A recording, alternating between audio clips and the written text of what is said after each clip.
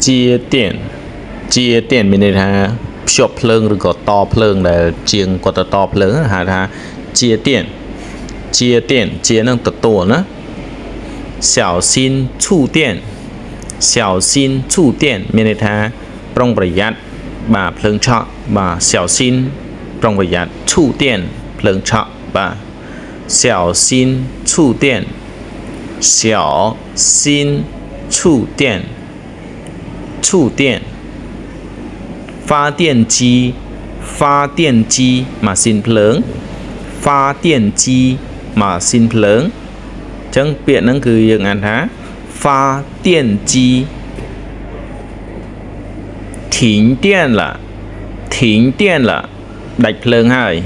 ដូចយើងប្រើប្រយោគមួយ现在停电了ឥឡូវនេះដាច់ភ្លើងហើយ停电了ដាច់ភ្លើងហើយណាអូខេអញ្ចឹងពាក់ព័ន្ធនឹងមេរៀនរបស់យើងគឺបញ្ចប់ត្រឹមហ្នឹងកុំភ្លេចបាទកត់ហើយនឹងអានដល់គ្នាណាហើយមួយវិញទៀតបាទពាក់ព័ន្ធនឹងការរៀនភាសាចិនប្រសិនបើបងប្អូនអរគ្នាដែលចង់មានបំណងចង់ចុះឈ្មោះចូលរៀនភាសាចិនបងប្អូនអាច add តាម Telegram លើសឺដាក់នៅខាងលើហ្នឹងបាទគឺជា link នៃ Telegram អញ្ចឹងអ្នកនរគ្នាអាច add បានឬក៏ចុចតាមរយៈលេខទូរស័ព្ទ0967487177ក៏មានលេខ Telegram ក្នុងហ្នឹងដែរអូខេអញ្ចឹងមេរៀនមានតែប៉ុណ្្នឹងទេ谢谢大家再见